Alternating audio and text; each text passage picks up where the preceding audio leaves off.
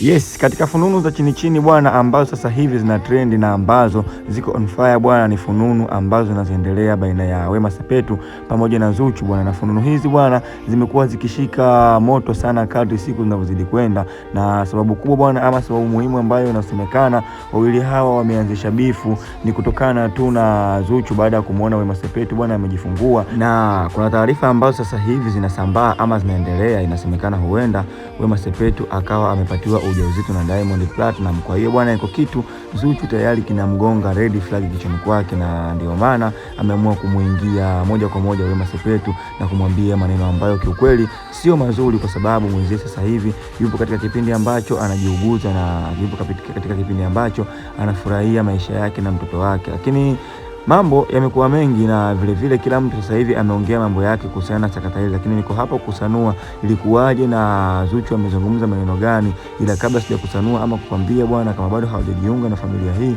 basi jiunga kubonyeza neno subscribe hapo, share, comment na like. Vile usisahau kubonyeza alama ya kengele ili usipitwe na uwe wa kwanza kupata taarifa zetu.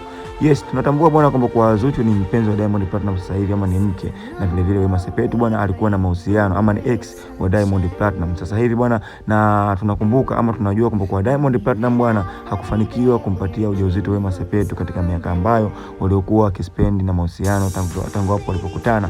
Lakini vile bwana Zuchu kama Zuchu binafsi yake, yeye pia bado hakupata bahati ya kumbebea ujauzito Diamond mpaka hivi leo. Kwa hiyo kuna tetesi zinasemekana kwamba kwa Diamond amempatia ujauzito Wema, na hizo tetesi bwana zimekuwa ngumu sana sasa hivi, na baadhi ya watu wamekuwa wakizungumzia sana kuhusu hizo habari.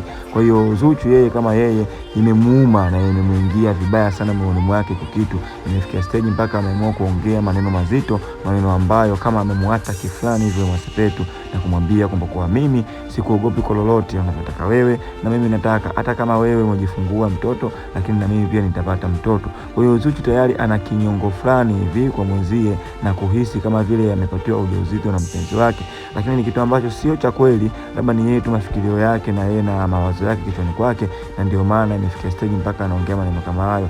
So tuko hapa kukuhabarisha na kukwambia kila kitu ambacho kinaendelea katika sakata hili. Kwa hiyo usikae mbali na mimi, kaa karibu na mimi, kadri ambapo kitu kinapotokea ama update yoyote ambayo inatoka, nipo hapa kukujulisha na kukwambia. Na sasa hivi Diamond mwenyewe bado hajaongea kitu chochote, amekaa kimya katika sakata hili, anasikilizia, na watu ama wafukunyuku wa umbea na udaku wanaendelea kuchimba habari hizi, na mimi nitaendelea kuzichimba kadri nitakavyosikia, basi nitakuja hapa kukujulisha. So nikukumbushe tu bwana, hii ni Umbea Time. Kama bado haujajiunga na familia hii, basi jiunge kubonyeza neno subscribe hapo, share, comment na like. Vile usisahau kubonyeza alama ya kengele ili usipitwe na uwe wa kwanza kupata taarifa zetu. See you till next time.